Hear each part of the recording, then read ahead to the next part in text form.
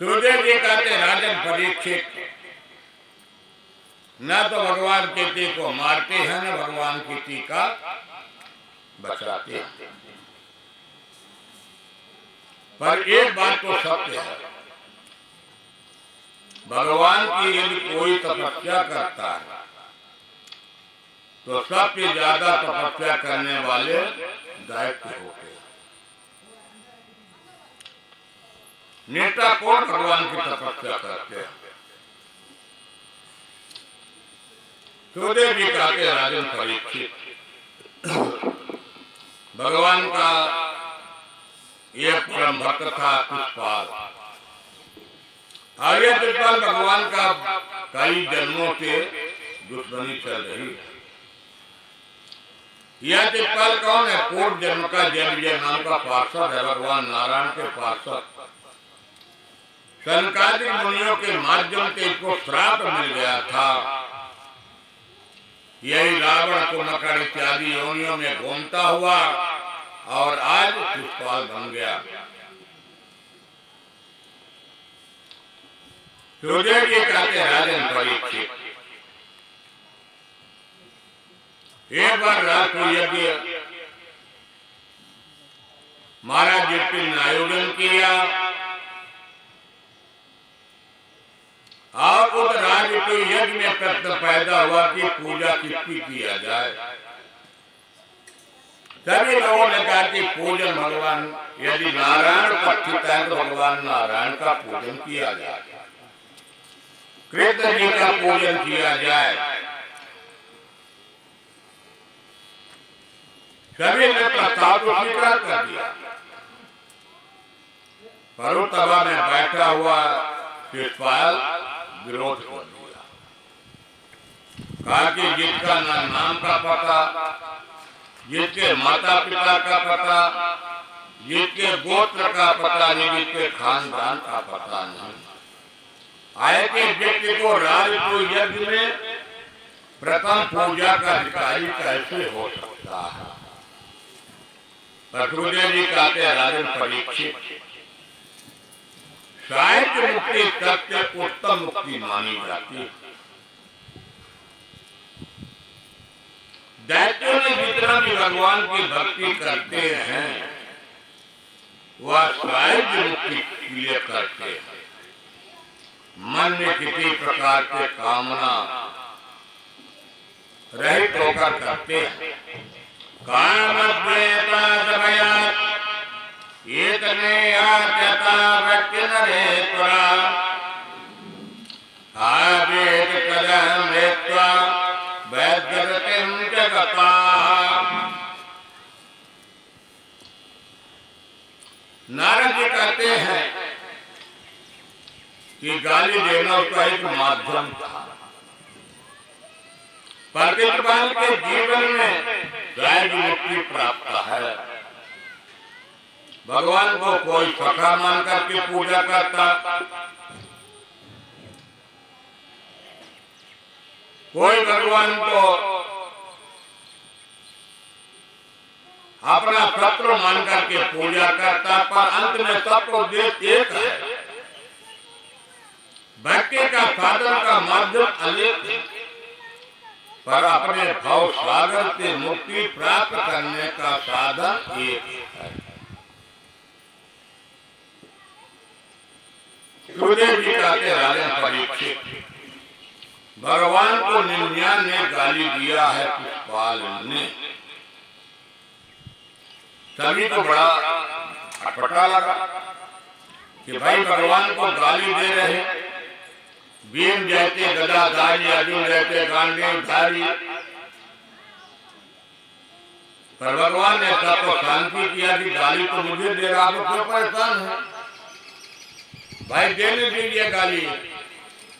और गाली देते देते जब अंतिम आता है तो भगवान ने सावधान कर दिया। शिषपाल अंतिम बार सावधान, यानी अब तो पूरा हो गया। भगवान ने अपने सुदर्शन चक्र को याद किया और उसी समय सुदर्शन चक्र के माध्यम से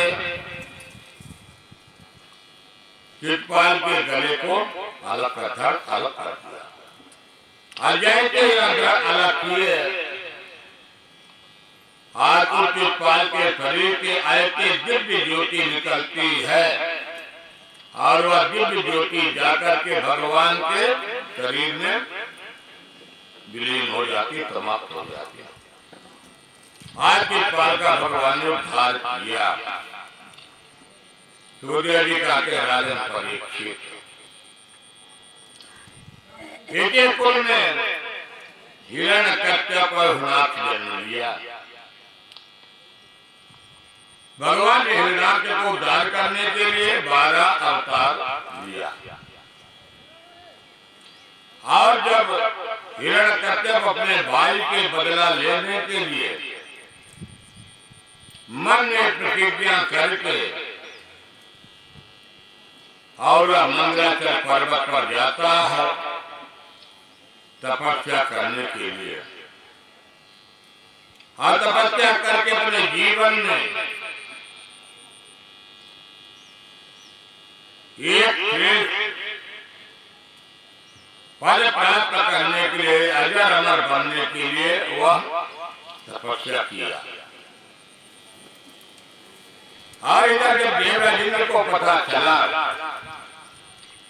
कि आज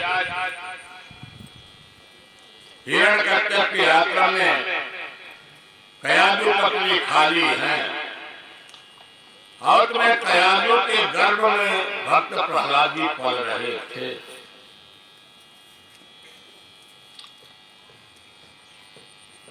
देवराज इंद्र बंदी बना करके आप कयादु रानी को ले जा रहे थे। रास्ते में देवराज इंद्र और नारद जी की मुलाकात हो जाती है। नारद जी कहते ये बताइए इंद्र, आपकी दुश्मनी हिरण्यकश्यप से है या कयादु महारानी से? मेरी दुश्मनी यदि किसी से है तो हिरण्यकश्यप। दूसरी बात, यह अबला स्त्री है और इनके गर्भ में भक्त प्रहलाद पल रहे हैं, इसलिए आप इसकी वध भी नहीं कर सकते। नारद जी ने कयादु को अपने आश्रम में ले गए और आश्रम में ले जाकर के कयादु रानी को नवधा भक्ति का, भागवत धर्म का उपदेश दिया। सूर्यलिका के राजन परीक्षित, ये तुम्हें यह जीव मातृत्व गर्भ में आता है, इसलिए कहा जाता है कि तुम्हें माँ को सात्विक विचारधारा बना के रखना चाहिए, क्योंकि माता की आचार व्यवहार खान पान उसके मातृत्व में पलने वाले जीव पर पड़ता है। इसलिए माता को सात्विक जीवन, आहार, पूजा पाठ, ये सब बड़ा सात्विक जीवन रखने तो वही बालक होनहार पैदा होगा। माता तो तब दिए हुए नवदा भक्ति को भूल जाती है। हाँ, भक्त प्रहलाद जी माँ के गर्भ में रहते हुए देवकी नारद को अपने गुरु मान करके सारे नवदा भक्ति की शिक्षा उन्होंने ग्रहण कर लिया। इधर जब हिरण्यकश्यप ब्रह्मा जी को प्रसन्न किया, वरदान लिया, ब्रह्मा जी ने वरदान दे दिया और वह लौट करके अपने आश्रम आया, अपने घर आ गया। समय आने पर भक्त प्रहलाद जी का जन्म हुआ। तो भक्त प्रहलाद जी जन्म काल के बड़े ही विचित्र व्यक्ति दिखाई देते हैं। भक्त प्रहलाद जी इसलिए रोते हैं कि माँ के गर्भ में तो आपने मुझे दर्शन दे रहे थे, अब जब मैं सांसारिक दुनिया में आया हूँ तो आज मुझे आपने दर्शन नहीं दे रहे। इसलिए भक्त प्रहलाद जी रोया करते थे। सुखदेव जी कहते राजन परीक्षित, समय आने के बाद जब कुछ बालक बड़े हो गए तो भक्त प्रहलाद को गुरुकुल में भेजा गया।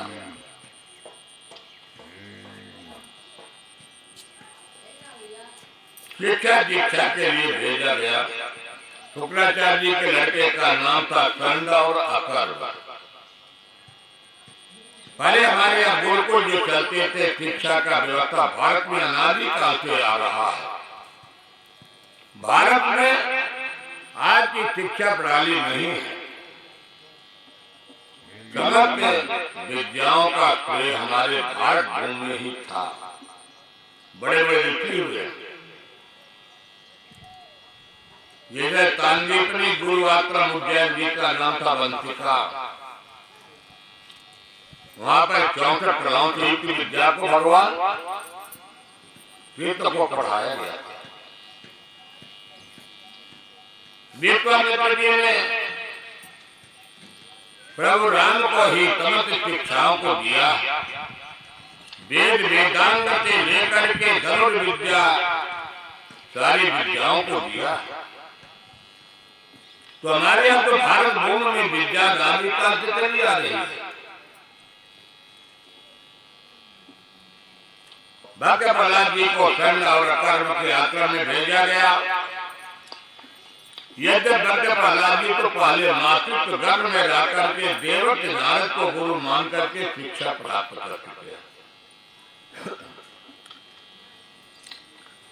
अब गुरु जी को सांसारिक शिक्षा पढ़ा रहे हैं। सैन्य कर्म के सांसारिक शिक्षा भक्त प्रहलाद के जीवन में नहीं कर रही है, क्योंकि भक्त प्रहलाद जी नवदा भक्ति की शिक्षा ले चुके हैं। और नवदा भक्ति के जो जीवन में शिक्षा ले लिया, उनके जीवन में सांसारिक शिक्षा दीक्षा नहीं कर पाती। एक दिन हिरण्यकश्यप अपने पुत्र की शिक्षा दीक्षा की परीक्षण करने के लिए गुरु आश्रम में गया। कर्म के पास गया, कहा बेटा तुमको गुरु जी कौन कौन सी किताब पढ़ाए हैं, आज तुम्हारी शिक्षा दीक्षा का मूल्यांकन हो गया। भक्त प्रहलाद जी के गोदी में लिए पिताजी को प्रणाम के मस्तक टोंगा, आशीर्वाद दिया। सुखदेव जी कहते राजन परीक्षित, दिया जो मन एक बार कनेक्शन प्रभु के चरणों में जुड़ गया है, वह पीछे की तरफ लौट कर आने वाला नहीं है। जैसे चुंबक लोहे को पकड़ लेता तो छोड़ता नहीं है, वैसे मन का चुंबक प्रभु के चरणों में जुड़ जाता हुआ छूटने वाला नहीं है। प्रहलाद जी ने नवदा भक्ति पढ़ी थी और पिताजी को नवदा भक्ति का पाठ पढ़ करके सुना दिया। कहा पिताजी श्रवणम कीर्तनम वृतनोत्मरणम पादसेवनम अर्चनम वंदनम दात आत्मनिवेदनम। पहला, पिताजी जीवन में पहली भक्ति श्रवण। यदि आप कथा भागवत श्रवण करें तो ऐसा श्रवण करना चाहिए कि जीवन हृदय में उतर जाना चाहिए। भक्ति का दूसरा लक्षण बताते हैं कीर्तन। कीर्तन में इतनी ताकत होती है कि जंगल के शेर भालू तक खड़े होकर के भगवान नारायण की कीर्तन को सुना करते हैं। स्मरण, किसी भी परिस्थिति में रहो, या मन प्रभु के चरणों में जुड़ा रहे। सांख्यात्म निवेदनम, ये तभी नवदा भक्ति का शिक्षा गुरु जी को हमको पढ़ा दिए। कौन गुरु जी है तुम्हारे? मातृत्व गर्भ में पढ़ने वाले ऐसे नारद जी ने जिनको गुरु मान करके पढ़ा दिया था। आज जैसे देवकी नारद जी के हमारे गुरु, प्रहलाद जी के वचनों को सुन करके आज हिरण्यकश्यप आग बबूला हो गया।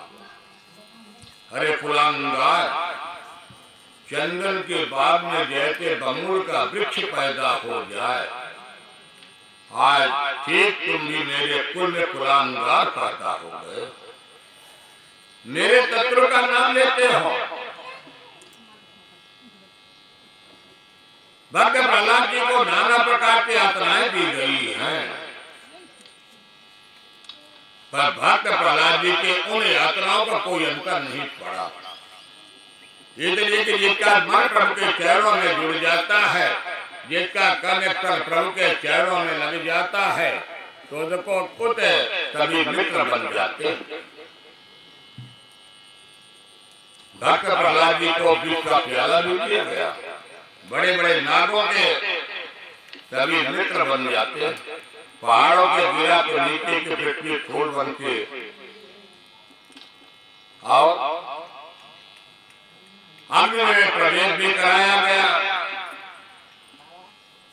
भक्त प्रहलाद जी की बुआ लेकर के अग्नि में प्रवेश किया।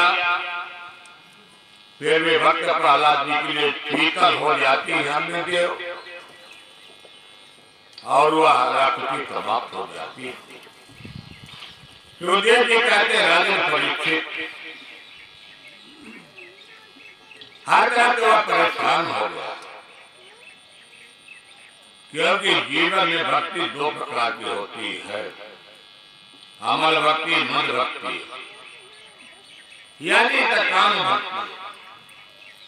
सकाम भक्ति में परेशानी तो बहुत आती है,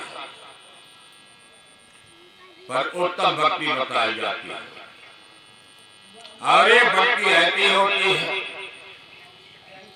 कि लोगों ने प्रधान घाट में ले गए, बड़ा चार लोग गुणानुवाद किए, स्नान करने के बाद सारे गुणानुवाद को भूल जाते हैं।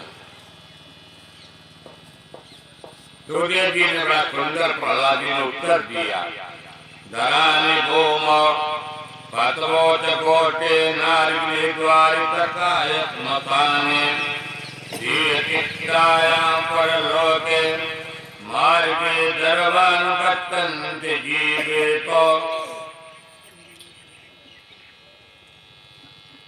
कई जगह जाने पर जीव को लोग ले जाते, चार प्रशंसा करते, चार खाते, संसार में कुछ नहीं रखा है, और जब घर में आए तो सब रखा होता ऐसा नहीं।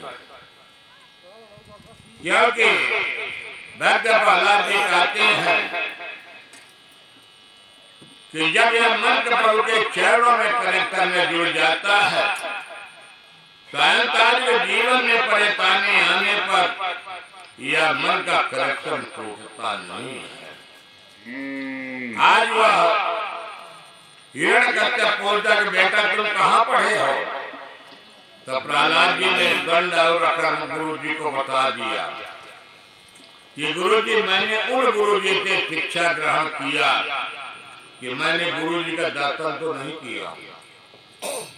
मैं मातृत्व गर्भ में था तो गोरती के अंद बहिर करी लेख, एक तो नहीं एक देखा। उन्होंने कहते कि मैंने देखा नहीं हूँ। फिर मेरी माँ जब श्रोता बनकर के भगवान की कथा को सुन रही थी, तो पिता के मोह में माँ तो भूल जाती है, पर मैंने उन समस्त शिक्षाओं को ग्रहण कर लिया। मैं नर नाची नालकी और तुम्हें कहते लख्या तो जान, पढ़ कुरान भौरा भया, तैने राचो नहीं रही मान। यहाँ पर कहते हैं कि जब भक्त प्रहलाद जी ने नए प्रकार के परेशानी को देखते हुए आज भक्त प्रहलाद जी दोपहर का समय था, अपने मित्र मंडली को लेकर के कहते कि आप लोगों को मैं ऐसे बढ़िया पाठ पढ़ाऊंगा, आइए मेरे साथ। भगवान के मित्र मंडली आ जाती, सभी थाली ले लिए, कांटा ले लिए, हाथ ले लिए, मृदंग ले लिए, अब बढ़िया कीर्तन प्रारंभ हो जाता है। श्रीमन नारायण नारायण नारायण, लक्ष्मी नारायण नारायण नारायण,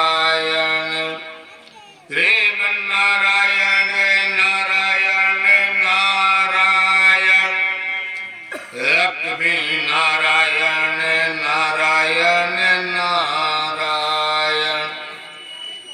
इतना कीर्तन जोरती हुआ कि गुरु जी के आश्रम से लेकर के और भक्त प्रहलाद के महल यानी पिता हिरण्यकश्यप के कानों तक पहुंच गई आवाज। ये मेरा पुत्र कहते आवाज ले रहा है। ये प्रकार के बात देख करके परेशान हो जाता और दौड़ता हुआ आता है, आंख लाल करके आज बड़े क्रोधित मन भाव से हिरण्यकश्यप बोला है, हे दुर्विनीत मंदात्मम कुलभेद कराधमा, ऐतम्भं मक्षात्रभूतं नीते त्वाजमकृत्यमः। हे दुर्विनीत मंदात्मम, प्रहलाद जी को अनेक कटु वचनों से संबोधन किया, तो भक्त प्रहलाद जी नाराज नहीं हुए। कहे पिताजी ऐसे परमात्मा तो सबके बीच में है, बिना परमात्मा के तो एक चिन्ह भी नहीं चलता, और परमात्मा तो सबके पास है। न केवल ते भद्राजम श्रावय बलम बलेनाम बलेताम, बले बले तिंगमानाम ये ब्रह्मादया ये नवतम प्रणीता। भक्त प्रहलाद जी से पूछे कि बताओ तुम्हारे भगवान कहाँ है? भक्त प्रहलाद जी ने बता दिया कि भगवान तो सबके जीव में है, हर जगह है। तो क्या है खम्भे में भी भगवान है? तो भक्त प्रहलाद जी कहते हैं कि हाँ, ये खम्भे में भी भगवान नारायण है। और जैसे वह क्रोधित होकर के हिरण्यकश्यप तलवार से प्रहार किया, आप प्रहलाद तलवार से हिरण्यकश्यप प्रहार किया, खम्भे दो टूक हो गया और नरसिंह भगवान का प्राकट्य हो गया। बोले नरसिंह भगवान की जय। नरसिंह भगवान बड़ी विचित्र स्वरूप में, ना नर में है ना मानव में है। और जब वह हिरण्यकश्यप परेशान हो गया, भागने लगा,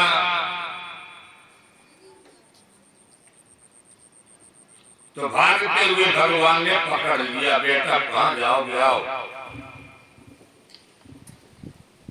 शैत्यम विदातो रजवृत्तभावितं व्याप्ति भूते प्रतिरेतु आत्माना आदित्यैत्या तद्भूतं ये किमद्वं तं भूतवायातं मृगन्मानुतं भगवान मृगन्मानुतः बड़े विचित्र स्वरूपधारी हैं। भगवान ने किस समय प्रकट हुए थे? नरसिंह भगवान का कब जन्म हुआ? गोधूली बेला में, क्योंकि वह वरदान मांगा था कि मेरी मृत्यु न दिन में हो न रात में हो। तो भगवान ने गोधूली बेला बना दिया।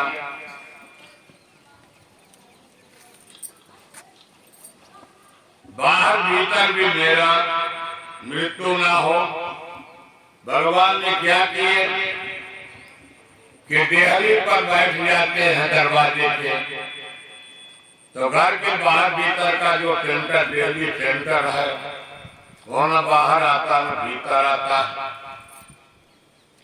भगवान उसके देहली पर बैठ गए, न मेरे ऊपर हो न नीचे हो। हिरण्यकश्यप के वरदान मांगा। तो भगवान ने क्या करते हैं कि अपने जंघा पर को लटा लिए, अत्र तत्र ते नामरू। तो भगवान ने बड़े बड़े नाखून हैं, 12 महीनों में भी न मरूं। तो आज 12 महीने नहीं, आज पुरुषोत्तम मास का 13वां महीना है। आप बताओ तुम्हारा वरदान सत्य है कि नहीं? न दिन में न रात में न 12 महीने में न अत्र में न शस्त्र में। सुखदेव जी कहते हैं राजन परीक्षित, भगवान हिरण्यकश्यप को भी सीने से अपने नख से चीर दिया। अजय के भगवान नख से चीरते हैं, खून के फव्वारा हुआ। भगवान का बड़ा ही विचित्र स्वरूप मुखमंडल दिखाई देने लगा। भगवान ने उनके तैलों की माला बना करके अपने घर में भी डाल दिया। आज भगवान के विचित्र स्वरूप को देख करके लक्ष्मी जी की भी हिम्मत नहीं होती है। सुखदेव जी कहते हैं राजन, क्योंकि भगवान पहले ही अपने भक्त को जन्म दे चुके थे, भक्त प्रहलाद जी को। देवता लोग भगवान की बड़ी दिव्य स्तुति करते हैं, पर यहाँ सुखदेव जी कहते राजन परीक्षित, भगवान के ऐसे स्वरूप को देख करके किसी की हिम्मत नहीं है कि तभी आकर के और भगवान की स्तुति करे। लक्ष्मी जी को भेजा गया, लक्ष्मी जी भी कहती मेरे प्रभु तो शांत स्वरूप हैं, हमारे प्रभु को तो ऐसा कभी क्रोध आया ही नहीं जैसे क्रोध युक्त हमारे प्रभु हैं। हिम्मत जैसे लक्ष्मी जी आती, भगवान ने बोल रहा है लक्ष्मी जी वापस चली गई। अब जाते लास्ट में भक्त प्रहलाद जी। प्रहलादं प्रेतयामा ब्रह्मवत्मन्तिके कालप्रत्योने प्रपुत्रे कुरुतं प्रभो। जब भक्त प्रहलाद जी जाते हैं, भगवान नारायण के चरणों में गिर जाते हैं। भगवान का क्रोध शांत हो जाता है और जीभ निकाल करके भक्त प्रहलाद को भगवान स्वयं चाटने लगते हैं। प्रहलाद तुरगणा मुनयो तत्वाचयो वचतां प्रवाहे